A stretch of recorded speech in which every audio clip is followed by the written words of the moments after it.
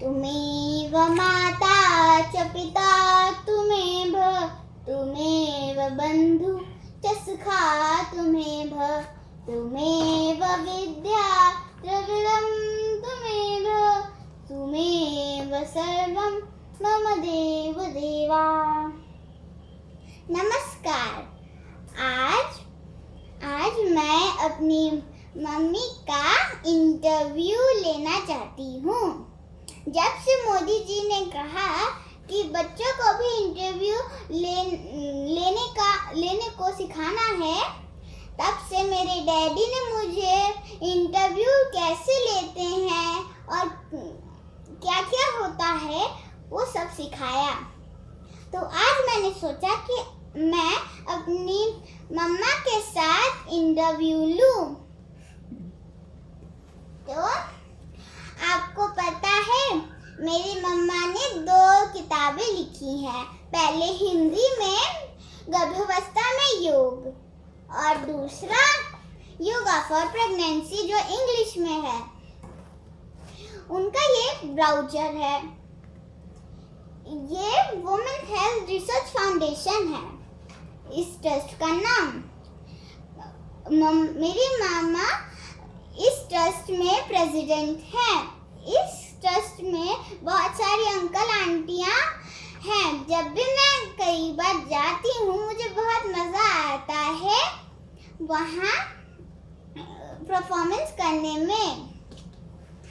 तो ये है मेरी मम्मी मेरे सामने। तो अब मैं इंटरव्यू शुरू करती हूँ। पहला क्वेश्चन, आप कैसे अपना इंट्रोडक्शन दोगे? मेरा इंट्रोडक्शन, मैं गौरवी की मम्मी हूँ। मेरी एक 8 इयर्स की डॉटर है, मेरे सामने बैठी है। मेरा एक बेटा है गौरव, गौरवी बड़ी, गौरव छोटा। दोनों में 6 इयर्स का गैप है। और बाकी बाय प्रोफेशन मेरी बेटी ने बता ही दिया है, मैं योगा थेरेपिस्ट हूँ। एंड काफ़ी मैं काम कर रही हूँ इस फील्ड में। 15 इयर्स हो गए हैं मुझे। और इन बिटवीन 2 प्रेगनेंसीज भी हो गई और काम अपना प्रोग्रेस भी हो रहा है। अब साथ के साथ में अब फर्दर स्टडीज़ में भी अब मैंने काम करना शुरू कर दिया। I am doing PhD। अभी PhD स्कॉलर भी हूँ, हाउसवाइफ भी हूँ, वर्किंग भी हूँ, स्टूडेंट भी हूँ। दूसरा क्वेश्चन है, आपका कौन रोल मॉडल है? मेरा रोल मॉडल वैसे तो किरण बेदी। बचपन से मेरा एम था कि किरण बेदी के जैसा बनना है। और मैं बहुत ज़्यादा इंस्पायर थी। उनकी बुक्स भी पढ़ती थी, मूवीज़ भी बहुत आती थी, वो भी देखती थी। बट फिर थोड़ा सा ये होता है, थोड़ा चेंज हो जाता है। लेकिन बीच में ये भी था, मैं आर्टिस्ट भी हूँ, फैशन डिज़ाइनिंग का भी शौक था। बट अंदर से जो एक कहते हैं ना, एक सोल जो कहती है कि हाँ मुझे किरण बेदी के जैसा बनना था। बट समहाउ डेस्टिनी ऐसी हो गई कि मैं योगा थेरेपिस्ट बनी। बट ये भी बहुत बड़ी अपॉर्चुनिटी एंड रिस्पॉन्सिबिलिटी है, जिसको मैं पूरी अपना 100% देकर इसको मैं पूरा करती हूँ। बट वो अंदर से एक चीज़ है कि मेरे को भी कुछ तो करना ही है।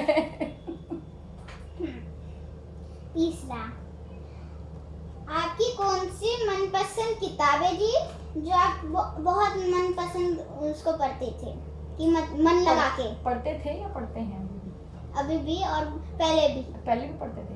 आजकल तो मैं सिर्फ हेल्थ बुक्स पढ़ती हूँ। हेल्थ, बायो की एंड आयुर्वेद, योगा की बुक्स पढ़ती हूँ ज़्यादा।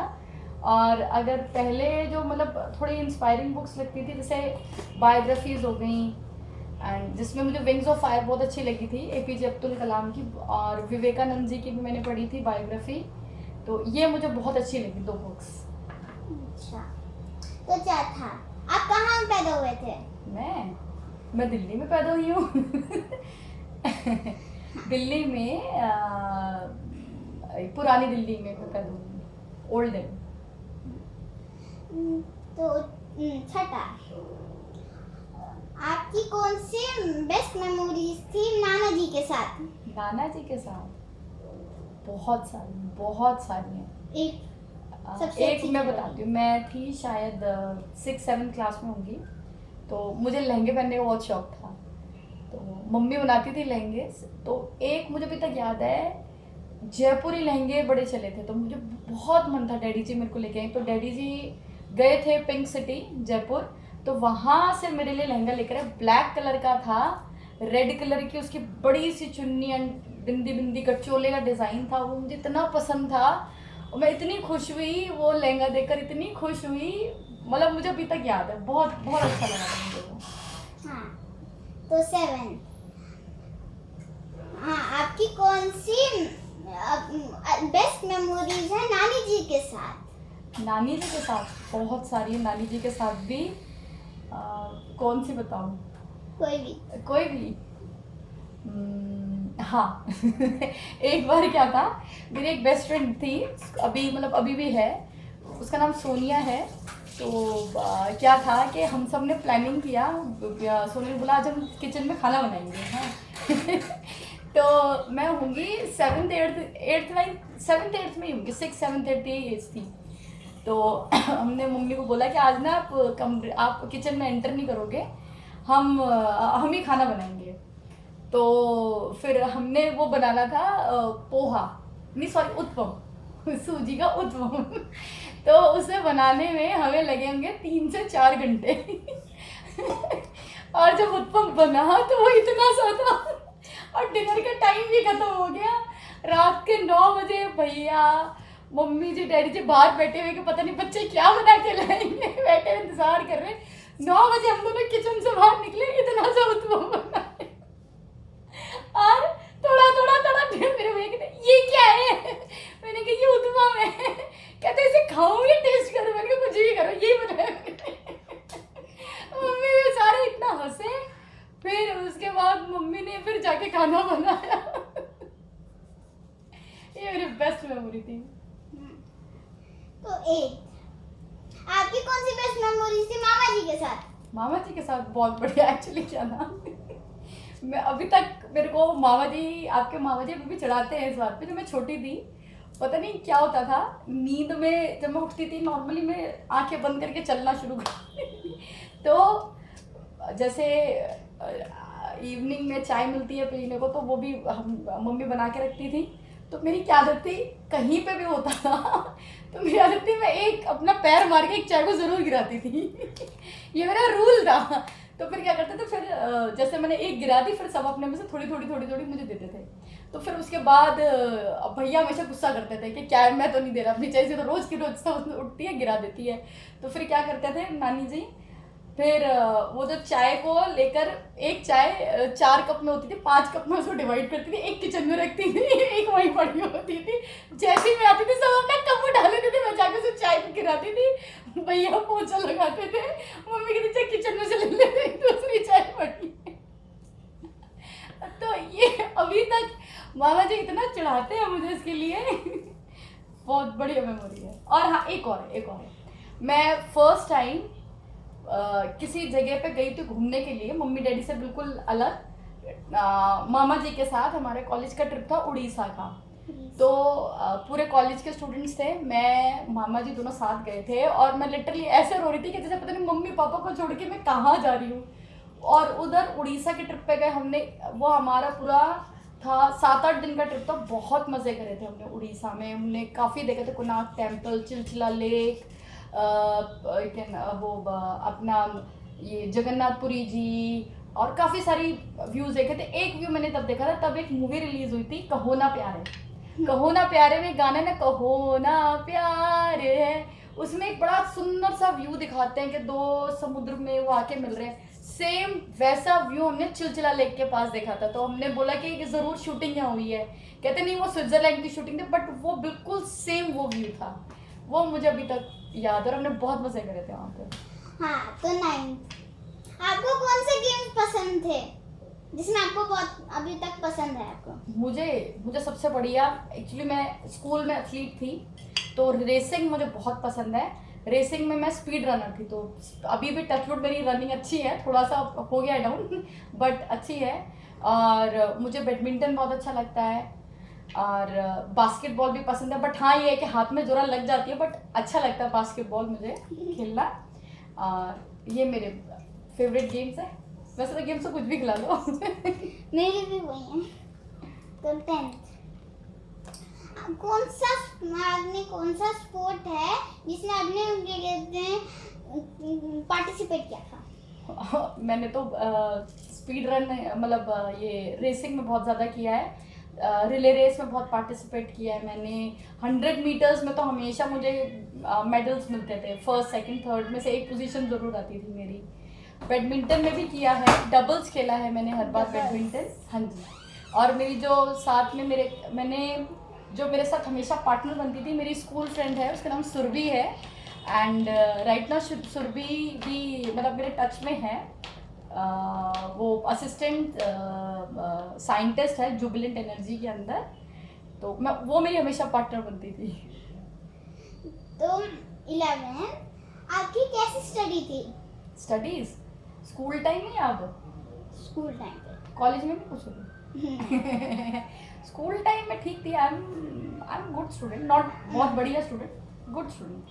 कितने मार्क्स आते थे हम? अब ये तो गलत क्वेश्चन पूछ लिया, कुछ और पूछो। मैंने बोला ना गुड स्टूडेंट है। तो नॉर्मली कितने आते थे? नॉर्मली कितने आते थे, अब ये चीज नहीं पूछते। चलो चलो आगे बढ़ो, आगे बढ़ो। चलो 12 आपको कौन सा खाना आपको सबसे ज्यादा पसंद था? खाने में तो बहुत फूडी हूँ, मुझे तो कुछ भी खिला लो, बस मुझे कटहल पसंद नहीं है, बाकी मुझे सब कुछ पसंद है। और सबसे ज्यादा तो मुझे सब्जियों में आलू गोभी बहुत पसंद है। आलू गोभी। तो 13 आप डैडी जी से कब मिले?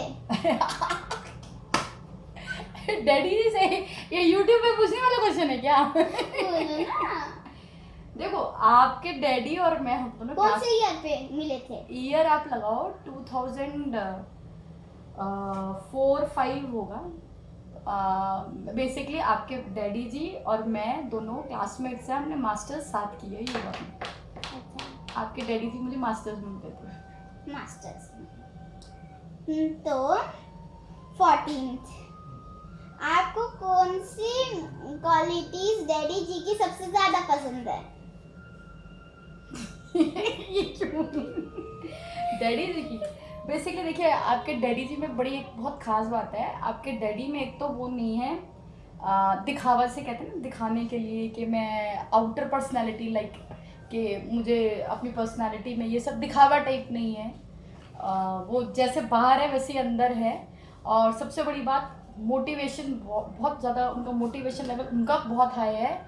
और दूसरों को भी मोटिवेट बहुत ज़्यादा करते हैं कि अगर उनके टच में कोई भी आता है, अगर अच्छे से उनको बात को माने एंड करे, तो नो डाउट वो बहुत जल्दी अपने लेवल से बहुत ऊपर निकल जाता है। और बहुत ही मतलब एक चीज़ मैंने जो खुद नोटिस करी कि एक तो बहुत ज़्यादा ही इनके अंदर रिस्पेक्ट है बड़ों के लिए। हमेशा जब ये फर्स्ट टाइम मेरे घर आए थे तो मम्मी डैडी के पैर छुए थे। और जो कल्चर है इनकी फैमिली का और इनका, वो ये चीज़ें कुछ थी जो मुझे एकदम से अट्रैक्ट करी कि नॉर्मली ये लड़कों में नहीं देखा जाता, लड़कियों में होती है ये चीज़ें, बॉयज़ में इतनी नहीं होती, बट उनके अंदर है कल्चर। दूसरों की रिस्पेक्ट करना, बड़ों की रिस्पेक्ट करना, सबसे प्यार से बोलना। और एक थी मुझे अच्छे से याद है, आपके डैडी हमेशा पूरी क्लास में फेमस थे कि वो कभी किसी से झगड़ा नहीं करते थे, हमेशा हंसते रहते थे, सबकी रिस्पेक्ट करते थे। और एक ये अकेले कैसे थे, उस टाइम पे एक साइंटोलॉजी है इंस्टीट्यूट, वहाँ के स्टूडेंट थे। तो पूरी क्लास के अंदर हमारे होंगे नियर अबाउट 100 के आसपास स्टूडेंट थे हम मास्टर्स में, दोनों बैचेस का मिला के। तो पूरी क्लास के सारे क्लास के बच्चों के नाम पता थे आपके डैडी को, सबके नाम पता थे। और हमें खुद को नहीं पता थे, सबके लाइन से सबके नाम पता थे। और एक और ये होता था कि जैसे उनको कुछ चीज़ दे दी जाती थी, वो पहले पूरा याद कर लेते थे, फिर वो कहीं से भी कोई सा क्वेश्चन उठा के बोलते पूरा आंसर एंड पूरा डिटेल में बता देते थे। ये ऐसी कुछ क्वालिटीज़ थी जो बहुत ज़्यादा मुझे उस टाइम पे अट्रैक्ट करी थी। तो अब हमारे इंटरव्यू अब हम क्या कहती हैं बहुत खुशियों से एंड करते हैं। हंसते धुलते। तो चलिए, थैंक यू, बाय। बाय। और लाइक सब्सक्राइब शेयर भी करना मेरे चैनल को। जरूर शेयर करना है हाँ। एंड लाइक करना है।